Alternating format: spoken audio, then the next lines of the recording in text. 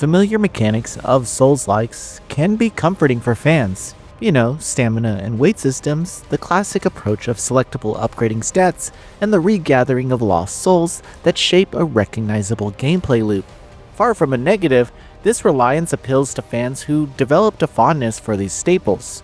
Yet the developers who are willing to take time into both subtle and dramatic changes to the genre can create unique experiences for players.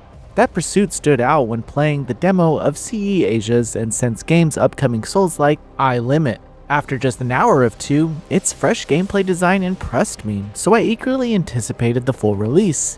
In the end, despite some clumsy balancing, I really enjoyed my time with this game.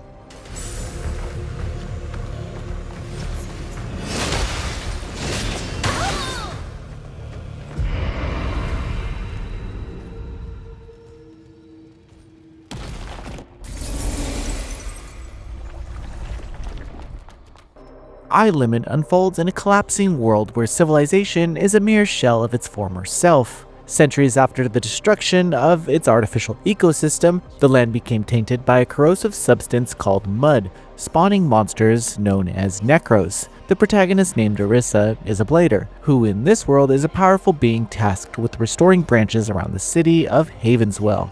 Naturally, this mission involves uncovering the city's tragedies, encountering other bladers, and unearthing hidden truths along the way. While Limit's narrative isn't necessarily its strong suit, enough early intrigue exists for later developments to carry weight. I'm ready. May the Father bless you.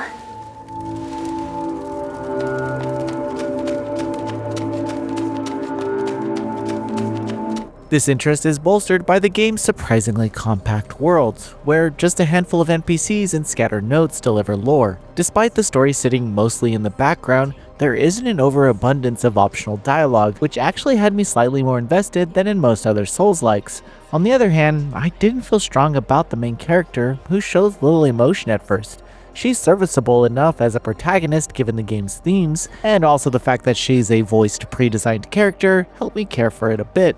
But she never reaches standout heights. Gameplay-wise, Limit offers bold ideas that immediately drew me in.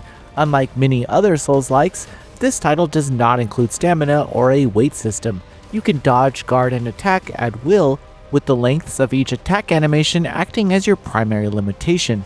Boss attacks are very powerful, so sharp reflexes are necessary. Personally, I found these battles freeing and satisfying, contrasting the restraints often found in other titles. A feature I suspect some might overlook is how you can equip two weapons at once, allowing seamless mid-combo swaps. Now, beyond those mechanics, plenty of Limit's systems will feel familiar. Orisa's headwear and body armor, both altering in appearance, and her quick swap items mirror standard Souls-like elements. Meanwhile, crystals function as this game's Souls equivalent, used to upgrade stats. Still, there are unique twists, such as magic spells and accessories called nuclei, which directly influences the soul frame. The soul frame itself is a set of abilities, including basics like guarding and a parrying that staggers enemies if timed well. Still, one of its more unusual modules hurts you to grant temporary piercing capabilities. Between upgrading weapons, individual weapon skills, and various seals that are status boosting add-ons, build customization is plentiful.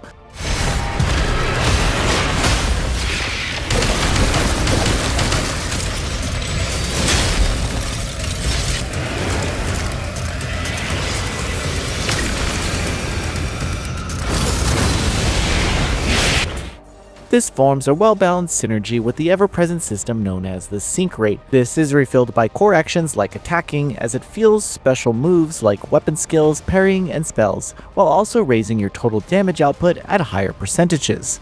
Although the sync rate prevents over-reliance on these tools, it's not perfect. It fills up rather quickly from basic attacks, so it seldom feels like a real resource. Only after using weapon skills, when it depletes drastically, or occasionally botched parries that cost about 10%, did I notice its impact. Overall, it comes across as too generous. This leads to Limit's chief flaw, its lack of difficulty. The game is far too easy and doesn't fully capitalize on the heightened speed it affords by removing stamina and weight constraints. Although the freedom of movement is enjoyable, it cries out for a tougher demand. Additionally, parrying feels overpowered. Choosing a basic guard with minimal sync rate costs versus a high-risk pairing with big rewards sounds intriguing in theory, but it skews heavily towards pairing.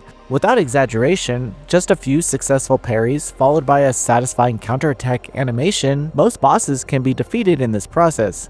While timing does require practice, the sheer ease of tearing down bosses this way is questionable. Toning down the parry's damage or imposing stricter limits might have balanced things a little better. On the bright side, death in this game carries a more tangible penalty than in other Souls-likes.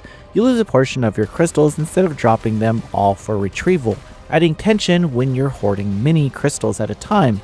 Exploration is a high point for iLimit. Its world is layered, packed with side paths and treasures that reward thorough players. Optional NPC quests and interconnected shortcuts reinforce this strength. The mix of openness and linearity is well handled, making each new location feel monumental.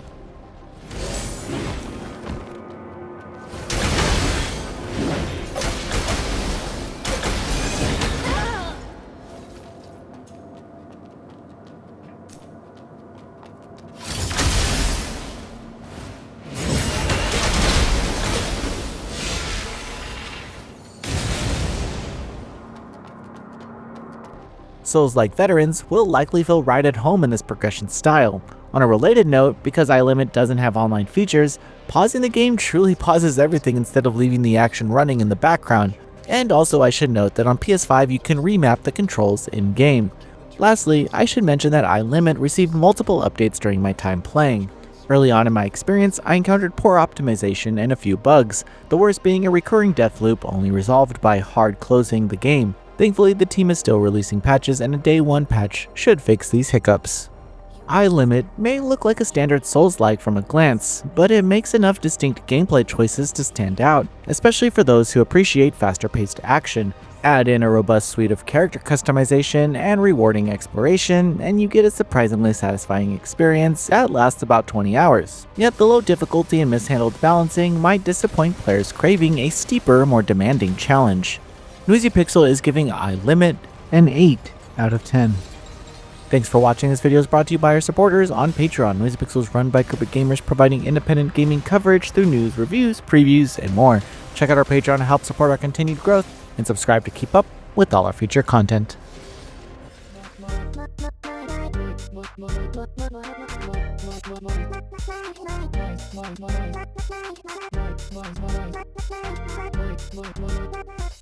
Noisy Pixel.